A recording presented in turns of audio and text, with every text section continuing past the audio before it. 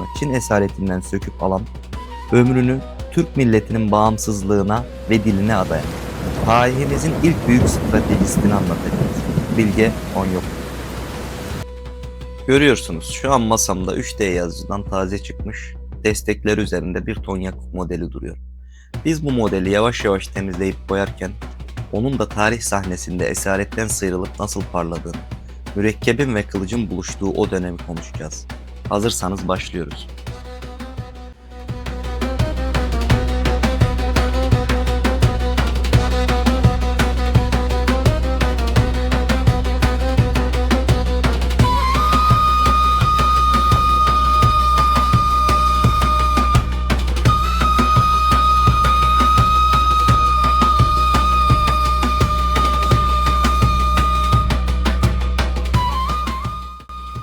Şu an modelin etrafını saran, onu ayakta tutan ama asıl şeklini görmemizi engelleyen bu plastik destekleri tek tek temizliyorum.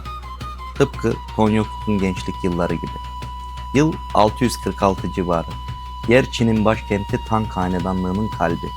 1. Göktürk Devleti yıkılmış, Türk boyları Çin esaretine girmiş. İşte bu karanlığın ortasında Çin topraklarında doğan bir Türk çocuğu vardı. Boyla Bağa Tarkan, yani bizim bildiğimiz adıyla Tonyokuk. Tonyokuk, bilgeliğe uyanmış anlamına geliyor. Çin Saray Okulu'nda eğitim gördü. Çinliler onu kendi kültürleriyle çevrelemiş, bir kalıba sokmaya, asimile etmeye çalışıyordu.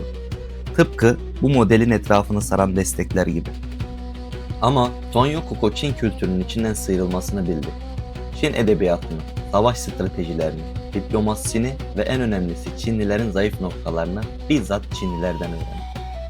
Çin devlet mekanizmasında memurluk yaptı ama kalbi her zaman bozkır için attı. Çin saraylarında geçen o yıllar onun zihnindeki esaret desteklerini tek tek kırmasını sağladı.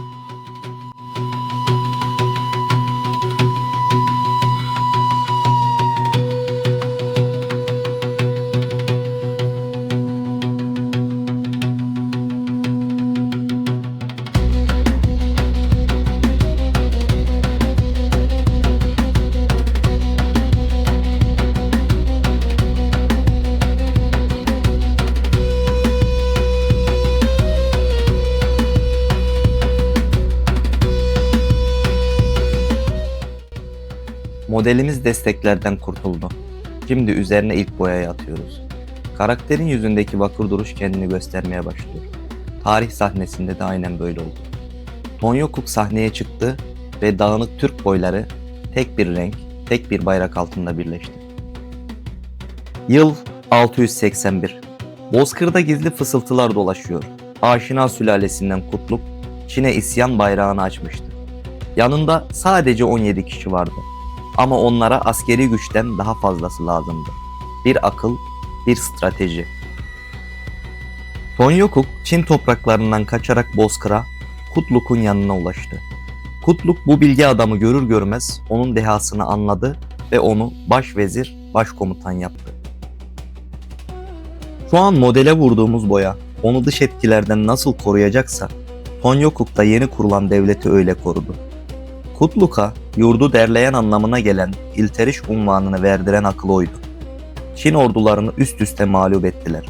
Ötügen merkezli 2. Göktürk Devleti bu gri bozkırda küllerinden yeniden doğdu.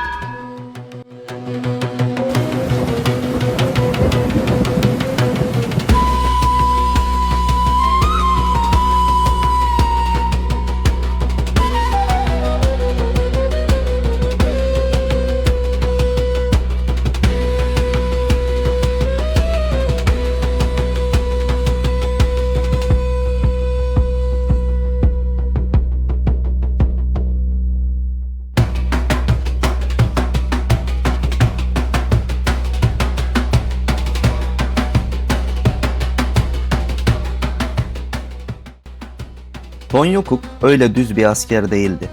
Tarihin en gölgeli, en derin stratejistlerinden biriydi. İlteriş Kağan ölünce yerine geçen Kapkan Kağan döneminde de, daha sonra devletin başına geçen efsanevi Bilge Kağan döneminde de vezirlik makamını korudu. Tam 3 Kağan'a hocalık ve vezirlik yaptı. Bilge Kağan onun damadıydı.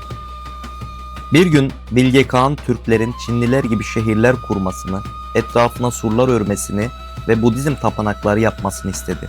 Kulağa çok parlak bir fikir gibi geliyordu ama Tonyokuk Kağan'ı uyardı. Hayır Kağan'ım, bizim sayımız Çinlilerin %1'i bile değil. Bizim gücümüz göçebe yaşamamızdadır. Savaşırken yenilirsek dağlara çekiliriz. Eğer surların arkasına kapanırsak Çin ordusu bizi tek bir günde yok eder. Budizm ise insanlardaki savaşçılık ruhunu öldürür ve bizi köle yapar. Bilge Kağan bu derin stratejiyi gördü ve fikirden vazgeçti. İşte Tonyokuk devlete o kırılmaz karakteri veren ince işçilikti.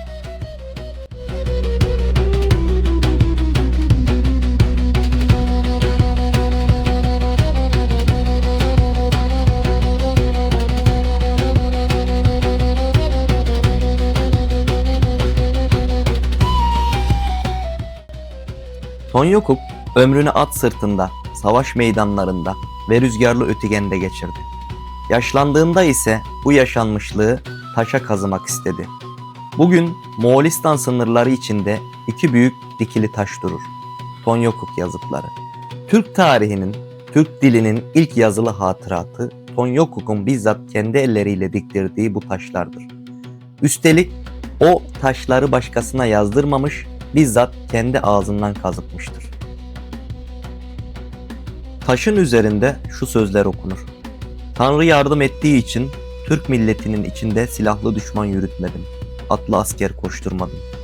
İlteriş Kağan kazanmasaydı, ben kendim kazanmasaydım, il de millet de yok olacaktı. Kazandığı için, kendim de kazandığım için il yine il oldu, millet yine millet oldu. Şimdi yaşlı bir bilge oldu.